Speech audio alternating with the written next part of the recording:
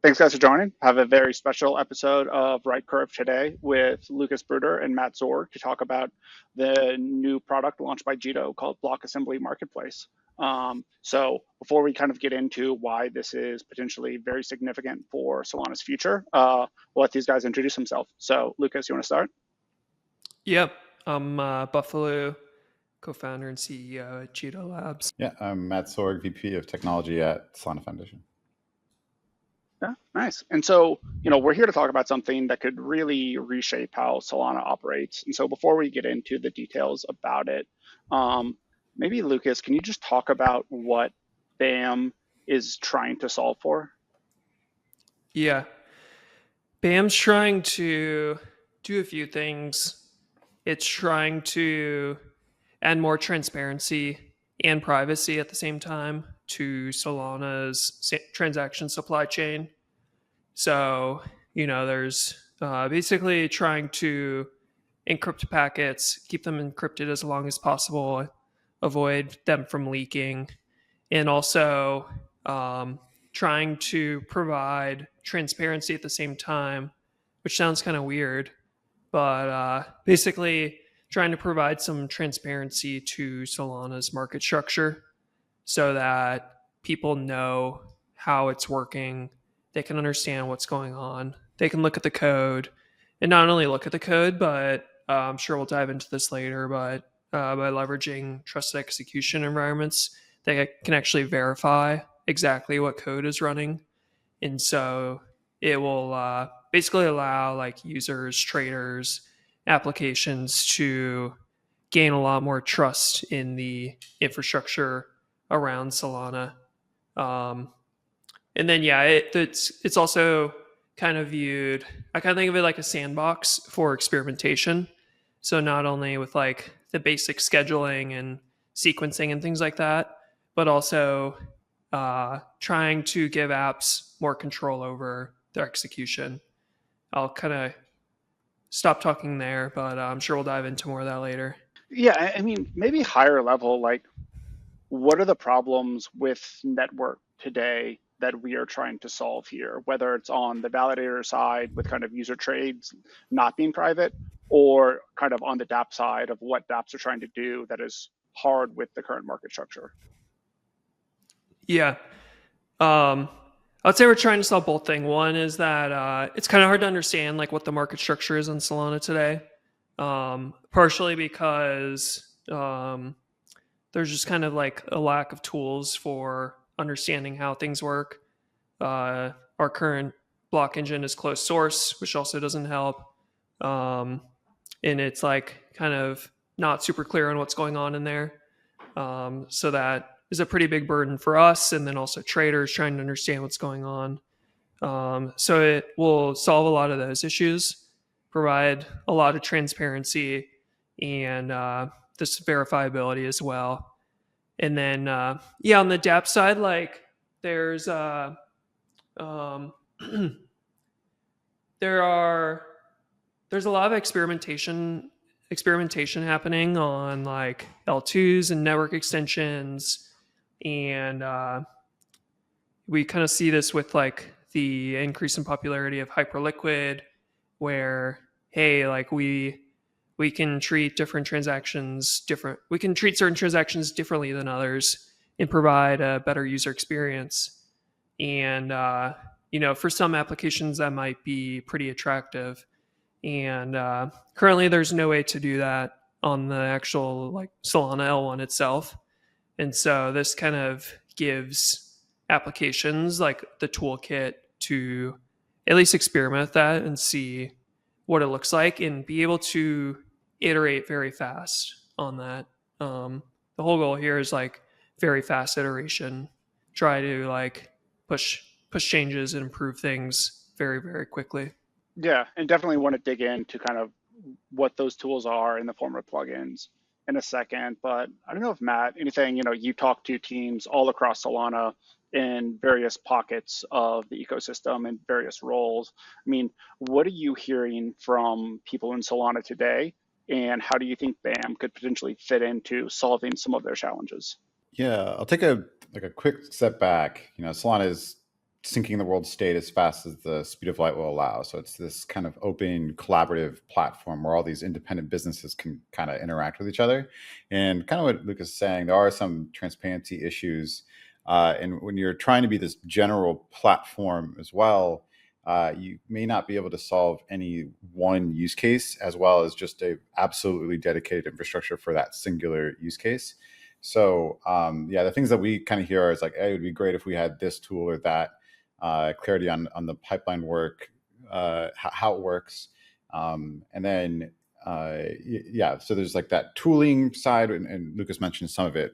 Can I give some prioritization to certain transactions or have some assurances on Oracle's landing or various things like that? And then there's also just kind of the transparency around the way that transactions land. When you're dealing with decentralized infrastructure, there's you can see the leader schedule, but there's some jitter, there's some lack of clarity of like where and when a transaction will land. So a lot of that has improved drastically over the years, but you're kind of constantly from the network just being able to solve these problems for these applications. Yeah, no, for sure. And I mean, Lucas, I think something that you have said is like, BAM is what helps Solana wins, or this is how Solana wins. I mean, what does that mean in terms of like, what does winning look like for Solana, and what piece of this could BAM play? Yeah. I think it's all about the users and the builders. So just like making Solana the best place. If you're a builder, you want to build something, come here. If you're a user, this is where the best apps are. I think that the Solana Foundation, Anza, have been doing like incredible work. All the ecosystem teams have been doing insane work, making the network faster, more documentation, making it easier to write programs. And this kind of feels like a jump in like the same direction of like trying to improve the core infra as much as possible, add a lot of transparency, and just kind of make it like, I think the sandbox piece is really important, trying to make it like easy to modify the sandbox in ways that are value accruing to Solana. Yeah. So a way that I think about it, like the internet doesn't really have a value, kind of like a transfer layer. There's a bunch of, the internet is basically just connected tissue to IPs, but a lot of those are just kind of these centralized entities. There isn't really a linkage of the data and value transfer that is done that's like really core to the principles of the internet. That's where Solana can sit in with that. And so, but so that's where like decentralization just gives you that layer that all these independent businesses can just operate directly on that layer. And then yes, but the challenge there is making sure that they can operate really quickly. You have so you have to evolve that infrastructure. It's very new. Solana is only 5 years old at this point. So it's this kind of like ever evolving infrastructure, and making sure that the applications, like Lucas said, are like really set up for success, can realize their vision on this general purpose layer where they're also composable with all these other apps, like that network effect. Like in order for that layer that is only really exists to be like it's only going to compete with centralized infrastructure because of that collaboration. You need to give the apps more and more tools to still be able to execute their vision. Yeah, I mean, so there's an interesting hybrid here of like app specific features as well as still being on the L1, which is, it's different than a lot of the experimentation we see around specific app chains, whether it's the form of an L2 or a centralized L1. I mean, how does this work in terms of providing L1 guarantees on security and decentralization while still having app specific control over specific features? Yeah, I mean, this isn't an L2. This is like fully on Solana. And so you get a lot of guarantees of that. It will be decentralized as well. So you have many operators running the software. The goal is that we're at 50 million compute units today. Hopefully we'll be at 60 soon, and then 100, and just keep getting more and more. And that will give each like compute's only going in one way. Like you guys probably saw the Grok announcement yesterday, and like the pace of innovation happening in GPUs and AI, and like Solana is just making block space like crazy. So like that block space is going to keep getting bigger and bigger. There's going to be basically more space for like each app to run within Solana. Not only like there's some feature that will get activated, within a few months that will kind of enable that to for programs to be able to like get called more essentially. And then this like growing a block space and this expansion of block space will give each app kind of like a wider highway lane within the Solana block space. So you get to keep all the composability. You get to deploy your app. 6 months later, it'll get better. 6 months later, it'll get better. And like you don't really have to do anything. And that's kind of like the beauty of deploying on Solana compared to like trying to build your own L1 or L2 and maintaining all this infra and exchange connections and like all this stuff that you don't even think about, wallets. So yeah, I would say this is like definitely way better than trying to build an L2 or an app chain or something like that. Yeah, and I mean, Matt, I'm sure you're involved in conversations with a lot of people considering different options, whether it's L2s. Solana obviously is still pursuing kind of the mega L1 thesis. And how do you guys, think about balancing these forces within Solana? And also just like, theoretically, this could be something that's in the core Onza code and FireDancer code as it evolves, and like experimentation within this kind of infrastructure in between applications and validators, versus it sitting in some other location. Are you talking about customization of the scheduler, or where would that sit ultimately, or what? Yeah, I guess kind of like app sovereignty over their activities within the generalized Solana L1, and I guess, whether that is enshrined versus coming from other places, like how this is all balanced as a network philosophy coming from the Solana Foundation. Yeah. So, I mean, we think a lot about just businesses being able to interact with other businesses. If your whole business, there's some businesses that just inherently aren't, they don't want to touch anything else. And those don't really make sense for blockchain. And you get there's some things that may be a little bit hybrid where they kind of want to be on some sort of transparent architecture, but they don't necessarily need to interact with anybody else. There might be like, that's where we think maybe L2s might sit if it's really just, some sort of isolated, very specific communication layer, but doesn't really need to compose with any other assets or functionality. That's a great place for L2s. And then Solana is really the connective tissue. And what differentiates it from other L1s is it's also a very, very efficient execution environment that you can execute all your DeFi or whatever message passing you have to do between applications. Is all in that one place. And so it's transparent how you would interact permissionlessly with other businesses on that shared state. So that's the network effects that we really care about.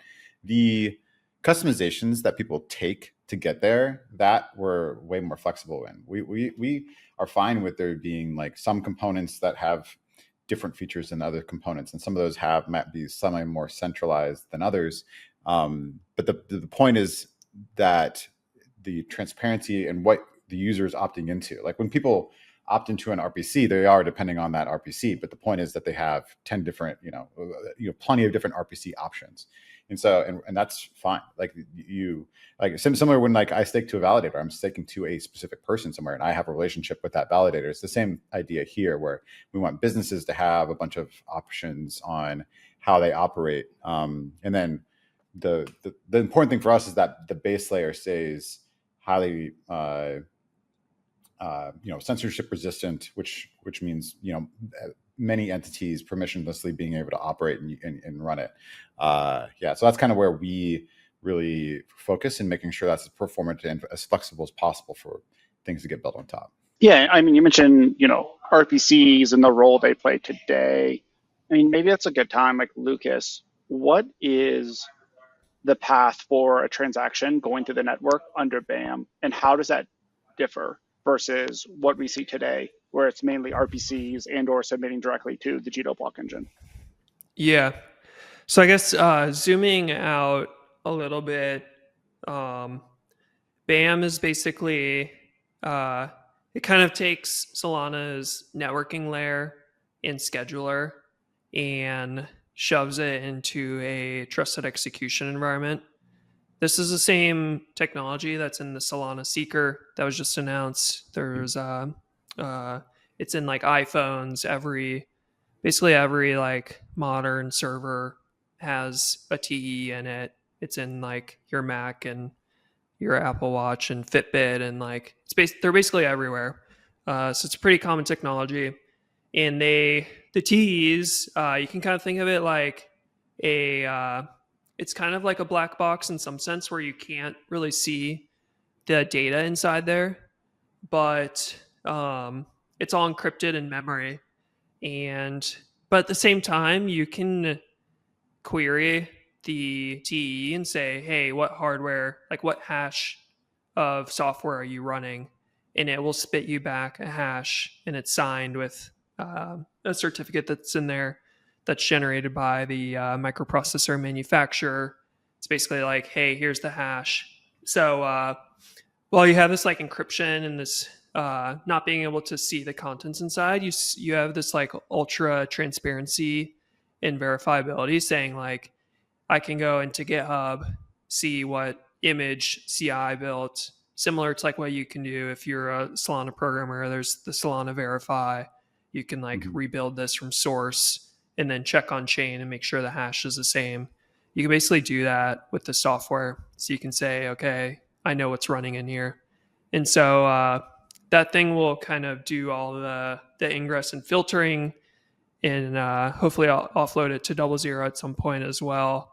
So, it's not really, it can do it pretty well, but they're going to be way better at that. And then it will sequence everything and send it to the validator, and the validator will process it. And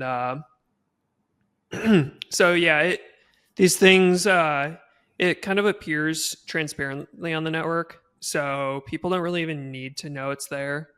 It will be obvious who's running it and who's not. And so I guess going back to your question on like the transaction flow, there's like kind of there's a large number of ways to land transactions today. There's like the non-stake weighted QoS, stake weighted QoS, Jito. You have like all these RPC providers that kind of wrap these different options. You have people that wrap Jito and stake weighted QoS, and there's some other ways that people have like these kind of side channels to get into the validator as well. And this kind of it's just really confusing for engineers. I'm sure Matt gets this question all the time, like, how do I land a transaction? There's like 100 different services to do this. And so people just try all of them at the same time. Yeah. And so that is like another goal of this. It's like kind of like make it dead simple to do that. There's all these different ways to do it today. With BAM, like that will kind of be the main way to do it. So that will have like, at first it'll just have like the non-stake weighted, stake weighted QoS stuff. Hopefully we can move away from stake weighted QoS very quickly. Stake weighted QoS was definitely a short term as the network evolves. I mean, not short term is the other way, but like as the network evolves, a piece that exists in a certain configuration of the architecture, but it's not intended to be the long term configuration. Like this is, I think this is like a mindset thing that separates probably the way that we work from others. We don't necessarily see some utopia end state and be like, we have to get directly there. We try to figure out along the way how you can kind of stepwise and learn how to get better and better. So not everything that is introduced at every single moment is canonized as like the end state of Solana. And I think a lot of other ecosystems don't, when they look into Solana, they don't necessarily realize that. So that, some of these pieces don't intend to be enshrined forever, for sure. Yeah, I think Trent always says like all the bad decisions were the right decisions at the Yeah, time. exactly. Because they'll help us Yeah. learn. They'll help the network evolve. And there is certainly some disruption from the ecosystem, because obviously the ecosystems had to react to stake quality of service, and that is a bit of a engineering hit, the opportunity cost for whatever else they'd be building at that moment. But Yeah. I think it got the job done, but I guess like peering behind the scenes, maybe people don't see this all the time, but like there's heavy incentive from people that have order flow to get more stake, and you basically have like side channel payments being made to validators to proxy transactions through those validators, and then they're getting paid. But what ends up happening is those transactions get leaked. You're basically like, instead of Matt sending straight to the leader, you kind of have like this thing getting sprayed out all over the place. And there's just like a lot of games that are being played with it. So FireDancer doesn't have stake weighted QoS. Hopefully we can kill it pretty soon. But all the bad decisions were the right decisions. But even things like nonces and transaction versioning, lookup tables, all those are definitely on the chopping block, especially as we increase transaction sizes. And I think actually transaction sizes fits in with, as I'm looking through the BAM architecture, just being able to do more complex things and then sequence them. So it's less about just the bundling. It's more around the reliability of certain transaction or an ordering from the transaction layer, from the sequencing layer. So you're really looking at application specific logic as you look at your whole order flow with BAM, and not just there to offset like some limitations of transaction sizes and stuff. Would you agree with that? Yeah, I think it's just being able to iterate super fast. The Anza team iterates very fast relative to other blockchains, but I think one of the reasons why our block engine was so successful is because we could kind of iterate outside the bounds of like the normal release schedule. So we were like, we're pushing code like during our peak like 4 times a day or more. Yeah. And that's a good... you can just like run experiments, and like it's like I was talking to my co-founder Zana today. It's like you have CI, like everyone wants their CI times to be fast, so you can like push code and get code fast, and you just want these fast iteration cycles. And when you have like multi-month iteration cycles compared to like daily, the pace of innovation is just really high. Yeah, I actually think this, people call Solana a monolith, but what you're basically describing is that the current and especially future pipelines are very modular in which components do what, because the votes don't go through BAM. So you can do stuff that doesn't upset consensus and kind of iterate that, so it doesn't necessarily affect liveliness. But most of the things that Anza does for Agave and FireDancer does for FireDancer, those potentially would upset consensus. So that separation allows you to have more confidence iterating, whereas they have to have a lot more assurances to not upset any part of their very crucial consensus stack. Mm-hmm. Exactly. Yeah, I think the most concrete example there is the modular scheduler announcement from Anza that was a couple months ago. And I think that went under the radar, but maybe Matt, you just want to like more concretely, like what does that mean, and like why is that such an unlock given the difference in iteration time that the network can operate under the new framework? Yeah, so before, as you guys are very well aware, you have to kind of fork and rebase the Agave client every time. And we just talked about all the different transaction pipelines. All of them basically have to do some version of that. Sometimes they even have to wait on you to rebase and then rebase you, and say, like, it's just this dependency graph that is not exciting. And, we, as an ecosystem, we do a good job for the most part of, making that stable. But a much better pipeline is, release pipeline is,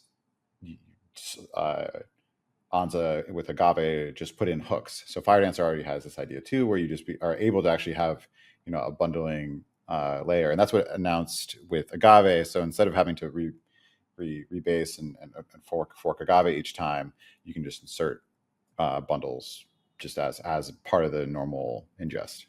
Yeah, and I mean, I guess the punchline there is if you're just updating how transactions are scheduled, you have a lot of flexibility there and you can experiment. But when you're changing the actual core consensus client, then you could accidentally do something that, like, at the very least crashes your validator, and potentially, if it's widely used, could crash the network. And so this is a way to maintain network stability while also iterating much, much faster. Yeah. It's just the separation of concerns where maybe not everybody listening to this podcast knows, like, the way that the transactions are scheduled is not really consensus breaking.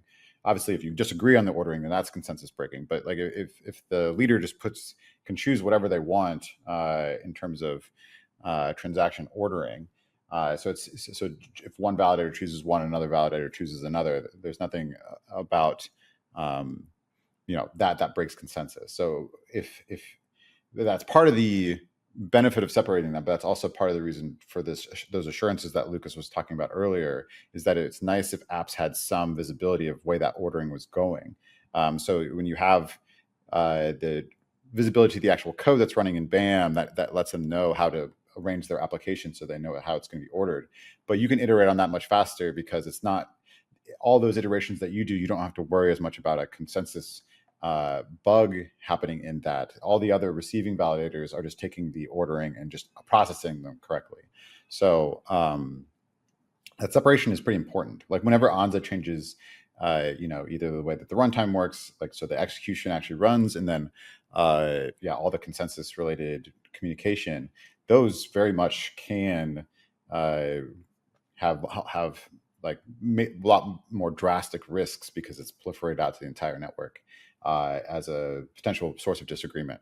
So yeah, I think this separation and the release pipeline is a very healthy shift with the way that the network is operating. Yeah. And I mean, I think that leads us into like what is one of the main kind of secret sauce elements of BAM is that it enables this, more bespoke transaction ordering. And so I don't know if Lucas, you want to quickly talk about how this actually works in practice? Yeah. So yeah, BAM will have a concept of plugins, and plugins are you can think of this as a way for applications to kind of change the way that their transactions are ordered, or like add transactions to the block based on what's going through the system. And so we've operated the block engine for I guess going on 2.5 or 3 years now. We get feature requests all the time. We're like a super small team, super busy. We just can't do all of it. And so this is kind of a way for like people to innovate on the way that blocks are built, especially relating to their apps or just like general kind of functionality in like really cool and unique ways. So I guess as an example here, like we've been talking to Pith and a few other apps. Pith they have like 1,800 price feeds, I think. Yeah. If they want to get all those on Solana, it would basically like bankrupt them. They would spend so much money on transaction fees, and like they made PithNet, so they kind of have this like other network. It's a Solana fork basically, to where they can like publish all these prices, and I think Wormhole bridges them out. But they have all these price feeds. They want people using them on Solana, but they can't push them on chain all the time. And so wouldn't it be cool if like any transaction that wants to read from a Pith account, whether it's like trading stock or something else, the Oracle price just gets pulled in automatically in front of them? And a lot of times when you mention the word front running, people think about it like in a negative connotation, but this is actually like kind of a cool use case where you get front run with the Oracle update, and now that user has the best price. And now there's kind of like it's like a virtual Oracle where it's like virtually you can access any oracle on chain at any time.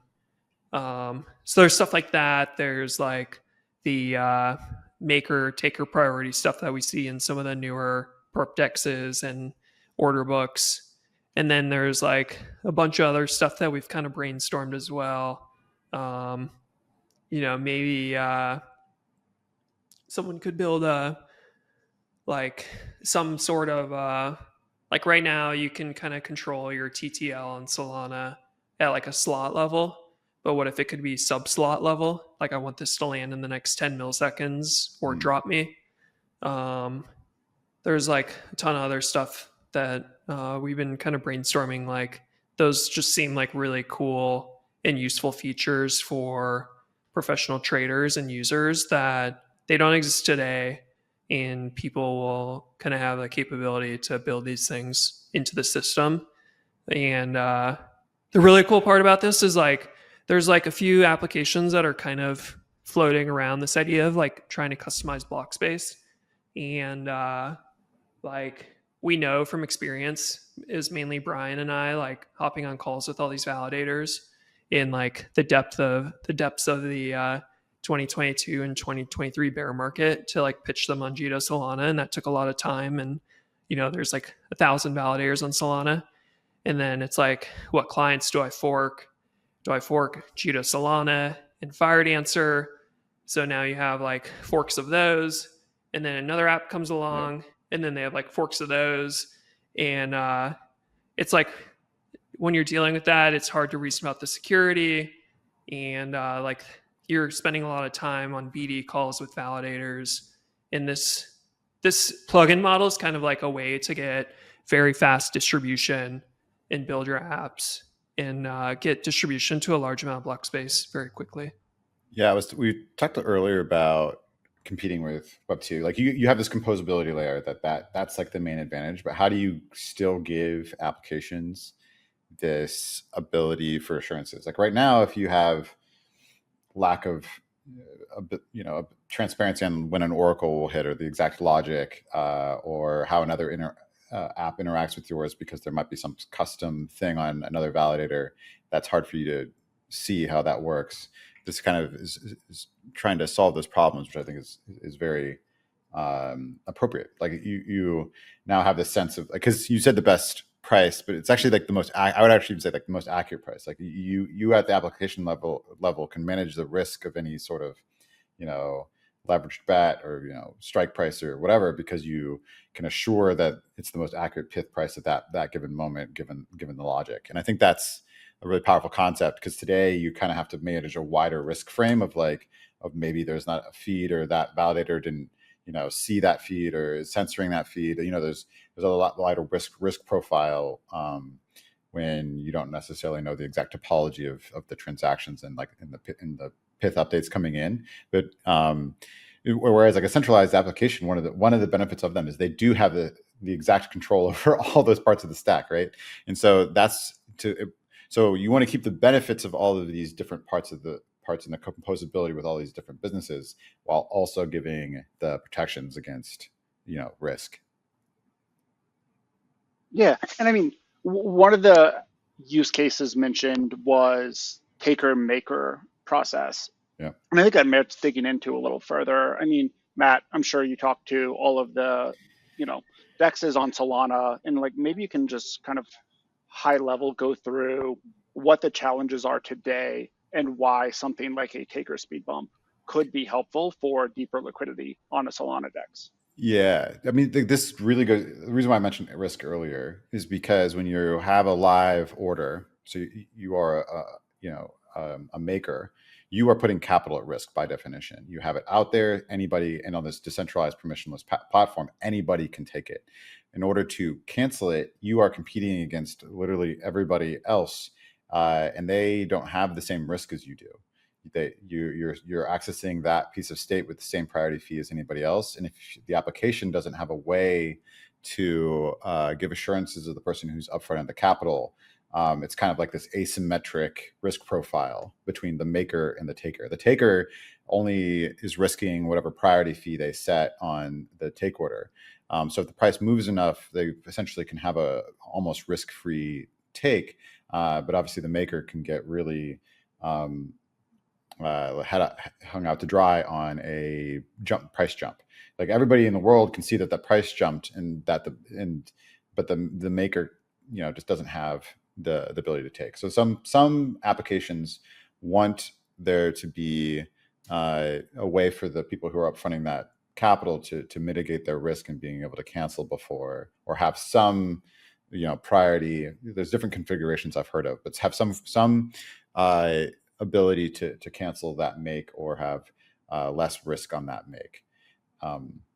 So that's like the long and short of it. I've heard everything from speed bumps to top of block things to conditional cancels. Like Lucas mentioned one with like in microseconds. There might be, I've heard of some where they would want makes to kind of like happen intra block, where they're only active for some mild period of time, and you actually have to explicitly move that band. So there's a bunch of different ways that you could have this work. But in order to be performant, it has to be in a place that is in active communication with the transaction ingest. Yeah, and so I mean, market makers make money from providing two-sided liquidity and clipping a spread on those, and the main cost to them is when they get picked off at kind of terrible spreads. And so in the current structure, it's hard because either their transaction costs are really, really high, which means they need to make even more profits quoting, or they're just getting, picked off, in which case they're actually just purely on the spread business, probably not going to be profitable. Yeah, and so this is kind of unlocks wider. Or wider spreads, worse liquidity. Yeah, you get it. So enabling these features effectively could make tighter spreads and better liquidity, and just make Solana an even better place to trade on chain, I guess. Yep. I've heard arguments both sides. I've also heard that it's harder for prioritizing cancels can prevent as accurate price discovery. Like if you want to be the primary source, like Solana is for a bunch of meme coins for their price, then it can be bad in some ways. But the point that I think about this is it's up for the application to figure that out. Like what is the crucial part of their business? I don't have to make any claim on where price discovery has versus not or whatever, but like just knowing that really savvy app developers are going to figure out what's best for their application, giving them tools within reason that are generalizable. Like, so it's not like, king making, or it's not some, specific app only getting, something. It still sits within this general framework that any app can use. Then that's where you can still have this transparent composability between all these apps that are making different decisions, and then the one that just has the best market structure will win. Yeah, and I think, Drift, one of the leading perplexes on Solana, has been, pretty excited about some of this functionality that BAM unlocks. I mean, Lucas, can you walk us through at a super high level of why they can't implement this themselves today, and in a BAM world, how it is possible? Yeah, I think it's you could do it pretty naively today. Let's just say that you take the Agave and Jito Solana and Fired Answer Scheduler, and you say, okay, here's this packet. I'm going to give it 20 millisecond speed bump or whatever. And do that. I think you start to see people deflect from that because there's not a lot of transparency into, okay, I'm adding 20 milliseconds to this packet. How do I actually know when that packet arrived? How do I communicate that clearly and know that rule is being followed and that people aren't kind of breaking that? And so that's kind of maybe you could do that on a super small or very trusted validator set. The validator set on Solana is a little larger, so you'll probably start to see some people deflect from that. And with BAM, you will be able to build this inside of the TE, so you know what's going on. You can get the attestation from it, look at the GitHub, say, okay, here's what's running. The system will also basically have an event log of every like transaction and when it entered and what's exiting and what's sent to the validator and what order. So you'll be able to look at that event log and kind of compare it to the final block. And that will make actually detecting these kind of deviations from the app logic way easier to detect, which isn't possible in the previous example that I mentioned. So yeah, BAM will just like have kind of recordings of everything, and all those things will be public, so people will be able to see what's going on. There's a few other tools that BAM can offer too to like provide stronger guarantees. So apps can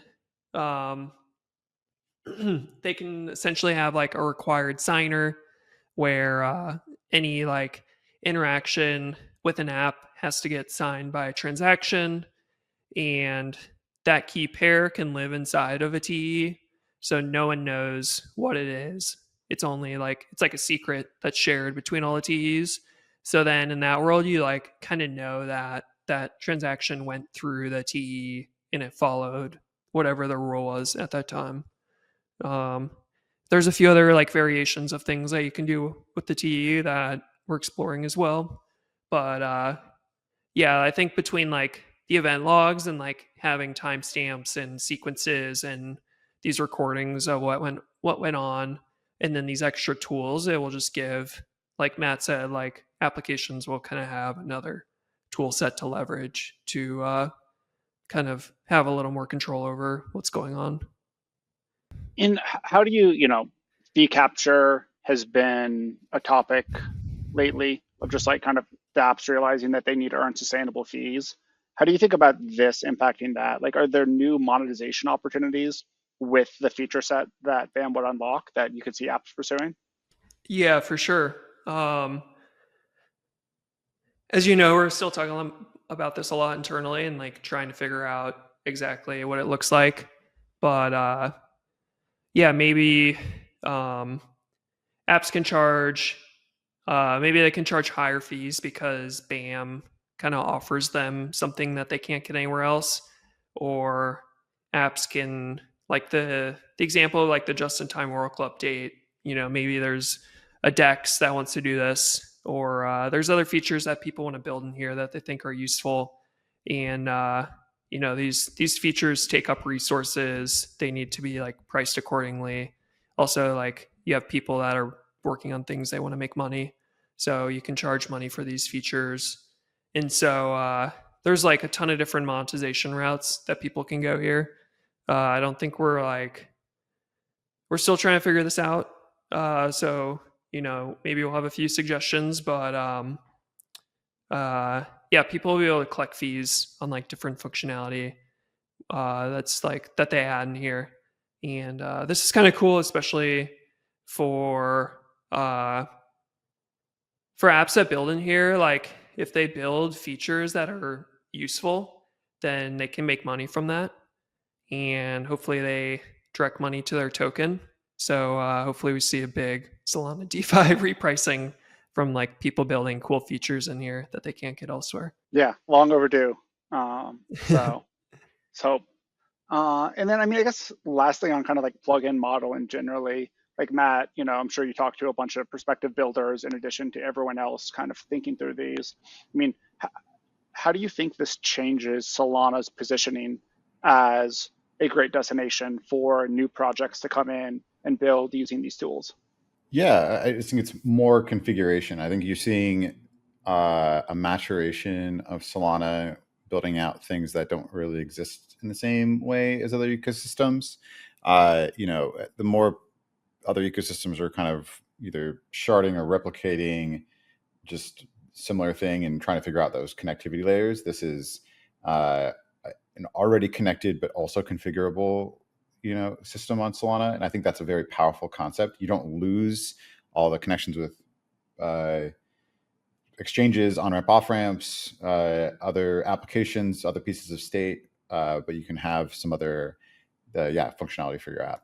You could argue you're even more transparency how you're connected with something like Pith, as mentioned earlier. So that shared collaborative platform is just more tools to use that. Yeah, I think Or sorry, go ahead. people, I think The average person on Twitter like massively underestimates what it takes to build a chain. Yeah. And like, okay, you have, if you're running the L2, you like need to find the code base, you need to manage all the info around it, have all the backups, failover. You need to get exchange connectivity. So you have your token that's native to this L2 or your app chain. You need to convince like Coinbase and Binance and Bybit and all these other exchanges to run infrastructure to support deposits and withdrawals. You need to get wallets to onboard, whether it's like Phantom, Backpack, MetaMask. You need to get bridges running in like Guardians or whatever your model is set up to do this. You need to get like, if there's liquidity, you need to get market makers. Like the list kind of just goes on and Yeah, on. that's and what on. that's It's what like the list just kind of goes on forever. And you mentioned earlier, like, oh, and you can just trust that every 6 months it's just going to get better. In the next 6 months, there's going to be a new release that gets better, and you don't have to do anything because the code just lives there. Yeah. And that's exactly it. Like you can maybe take some sort of snapshot in time, and you can fork something and like maybe whatever, get some assurances there. But we're in a very rapidly changing world, and like Lucas said, block space will probably double this year. There's Alpenglow coming out for faster finality, either later this year or early next year. So there's all these just like drastic improvements coming over time. And then longer term, you have multi-concurrent leaders where you can potentially even have more customization on each individual leader of the multiple concurrent leaders. So in these things you just get, you don't even have to redeploy your program most of the time. You just get these features natively, and you get to have other people just permissionlessly use your stuff, which hopefully, as Lucas says, helps your business out. So, and that is really hard to do if you're just forking off into some other infrastructure where you have to convince people to come over there to help your monetization, whereas just produce something valuable in a shared state, and then your business runs successfully. And you see that all, it's like you're just really starting to see those network effects. Just look at like all the different different types of dexes that are getting volume just because they just make sure that they get routed through one of the aggregators, and then all of a sudden they just have so much volume. Like just think about, and that's just the start. You think about how, as different types of assets, different types of businesses come on chain, that interaction will just get more and more interesting over time. And I mean, do we see any other decentralized L1s that have this type of capability today that have application-specific sequencing, right? I mean, obviously there's centralized versions of this, whether it's an L2 or the centralized L1s, but I actually don't know if there's like Ethereum, has BuilderNet, which this BAM system is heavily inspired by, but I don't believe they have these features. I don't believe so. I'll check in on that, but I don't believe some of them will have different ways of routing different types of transactions, but I don't think that they have anything that is applications being able to find those roles. Yeah, no. So I mean, it's very cool about kind of the potential to unlock with this. So yeah, I mean, I think moving into like network side and validators, what is the economic model of BAM compared to what we see today? And why would the 1,200 validators across Solana be incentivized to migrate over to this? Yeah. We think that this is going to be like a huge value creation event and value creating system for Solana. So I think, going back to the transparency and verifiability, I think that is going to be very important for market makers in like institutions to come on chain and start providing more liquidity. If they can actually reason about what's going on chain and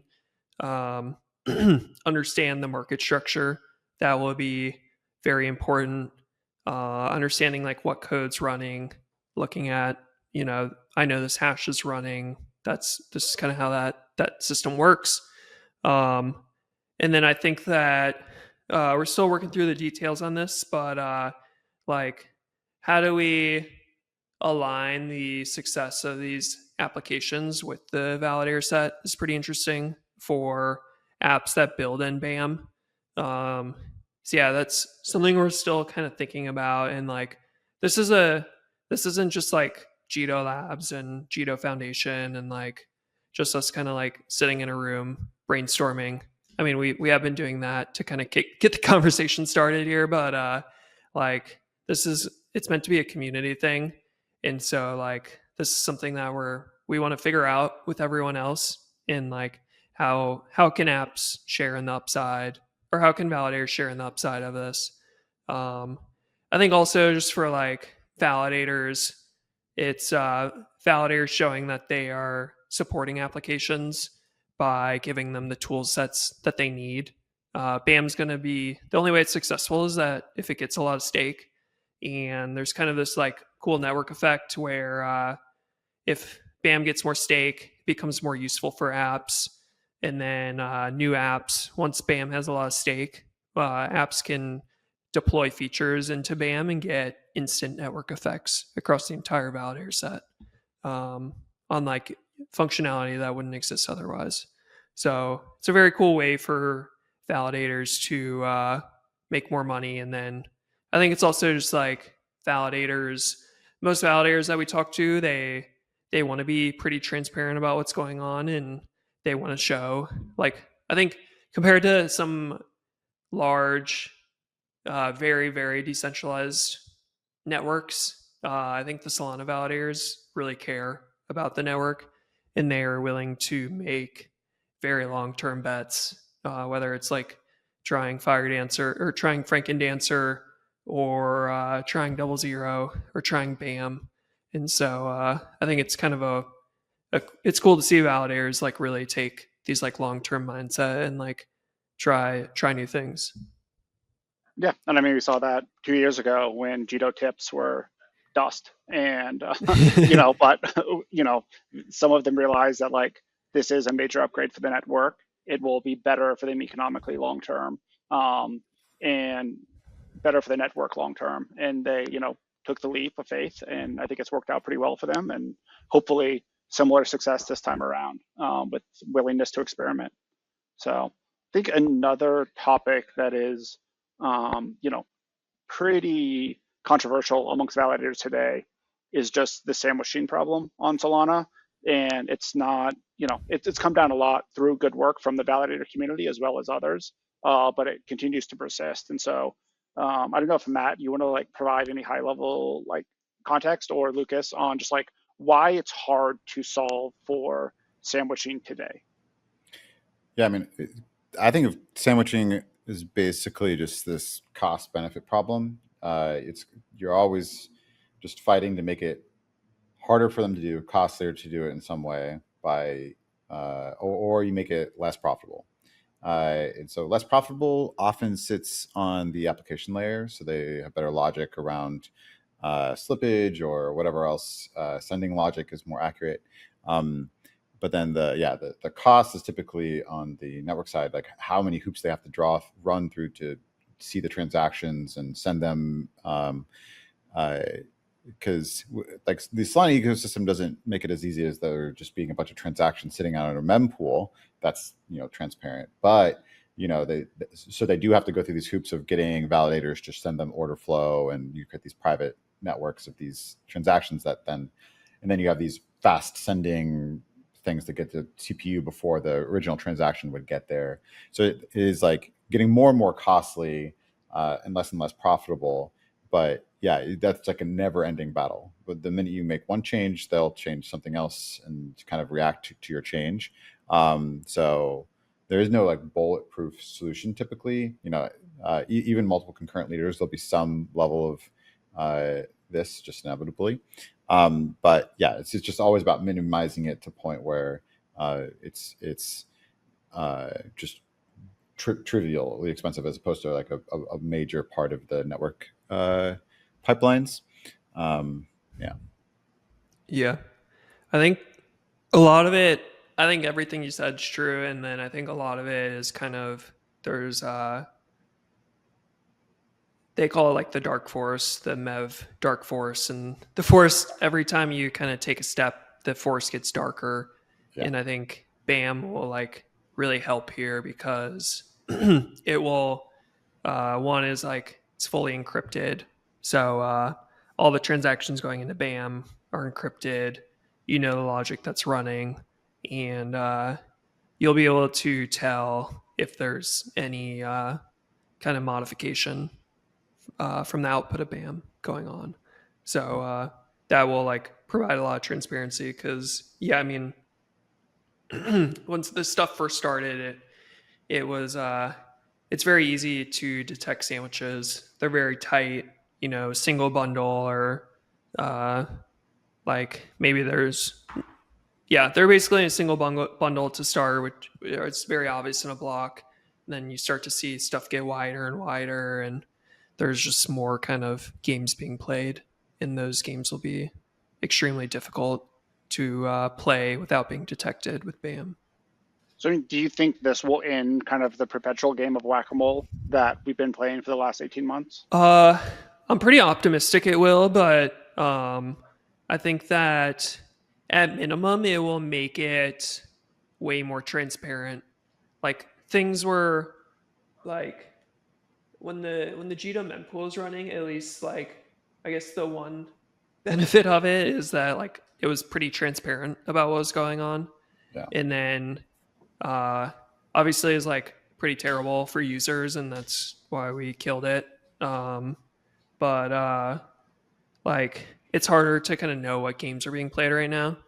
And so BAM will make it very obvious, like these are the games that are being played, and it will make attribution way easier on like who's doing what. Was that moment one of the main moments where you guys decided, this needs to be when you had this public mempool? You're like, oh, this needs to be encrypted, and then you went down all the different steps in that. Was that led to BAM or maybe a little bit of origin story? Yeah, origin story. Yeah, I don't think we talked about the origin story with anyone, but I would say that definitely like inspired it. I would say like maybe when we first started the company, we were like a little naive. Like we just need to like kind of maximize everything, and then it's like, well, like there's all activity is moving to L2s or like more centralized L1s. L2s obviously are not going to let this happen to users because like why would they? Users are just going to leave and go somewhere else. And so it's like, how do we prevent this more? And then we kind of started seeing some games being played kind of in the late 2024 timeframe. And we're like, okay, how do we like, when we first designed the system, it was just about MEV. Like we didn't really imagine that people would be sending all these transactions through us, and that like when the Trump meme coin launch in our system went down, the network slowed down like 66% or something. Like that was just like not even something we thought about. We would have designed it way differently. So we kind of went back to the drawing board, and it's like, how do we design the system from scratch and to like be super transparent, also like add elements of privacy and verifiability to it. And I was gonna say something else, but not only that, but like, oh yeah, I guess the other thing is like maybe focus a little bit less on MEV and like arbitrage and liquidations, and like how do we build the most useful features for Solana to really take it from where it is today and take like a multi-year step forward. Like how can we use what we build and like the lessons learned to add new functionality like plugins, or like make it friendlier for market makers and institutions that come on chain. And so we kind of started thinking about this in like November, in like really accelerated kind of designing it in January. And then we kind of got to a point where it's like, this is like pretty risky. We're kind of like betting the entire company on this thing for it to be successful. Cause like we could have, we have a small engineering team. So like we have to be very focused and selective on what we work on. similar to like Anza and the Solana Foundation. Yep. So it's like the opportunity cost of not working on the block engine and making that better is like pretty high, but it's like we need to like take this risk and like build something that we think is going to be really valuable for the network and add a lot of new features. So yeah, I'd say like January we started spending a lot more time on it, and then like February and March started dedicating more and more people to it. Yeah, there's this constant balance when you're trying to build a grand vision between the local maxima and the long term. You really like, I think a lot of success is just being able to ride that, because you, like I was talking earlier about like all the wrong decisions made at the right time. Like you do have to make some short term decisions for sure. Like you have to meet the needs of your applications, but at some point you hit a point where you're like, this infrastructure in this current form isn't quite going to get us to where we need to go. We just have to blow it up, do the next thing, and that's going to be like a longer term view. There might be some short term pain or whatever, but it's totally worth it. If you're going to get to that vision. Yeah, we had a lot of debates internally about it, but I think it was the right decision, and we're excited to see it roll out and see people build on top of it. Yeah, I mean, it's really tricky with a network effect business because it's so powerful that you can persist with a suboptimal kind of model for a long period of time. But that doesn't make it like the right thing to do. Yeah, you can get stuck. You can get stuck either way. You can get stuck constantly evolving on something that doesn't actually get you to your long-term vision. Like there's a lead today with the Solana ecosystem and stuff, but like people talk about winning, or like job is not close to being done. Like playing the infinite game, you're there's so much. We're trying to get the entirety of like the internet, like finance, internet capital markets on chain, and that like you need to. There's so much benefit to having the network effects as you go. So meeting the need today is very important, but job's not done. Like we have so like less than 1% of the way there, in terms of actually getting the future finance on chain on Solana.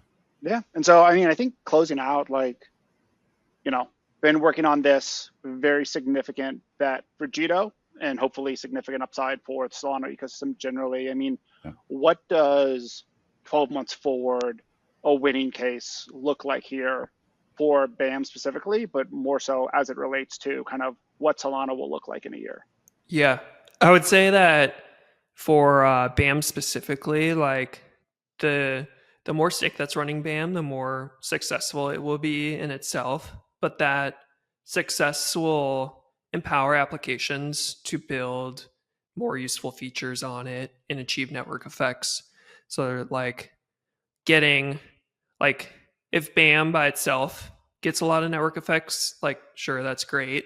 But like I want to see applications building in here and like building cool things that they couldn't otherwise build on Solana. And like hopefully there's two types of people this attracts. One is just like new builder, well, I guess three people, new builders that see this technology and they're like, oh, I could build something cool on here on Solana instead of starting my own like L2 or L1. And then like current builders, maybe they want to prioritize things differently or have some custom like sequencing rule for their app. Hopefully they'll build in here. And then like people that are, people that basically I just want to see people building on here, and like that's like the most successful thing. And I think ultimately that will have a lot of success for Solana and keep the kind of snowball and the momentum going. Yeah. What about you, Matt? What are you excited about?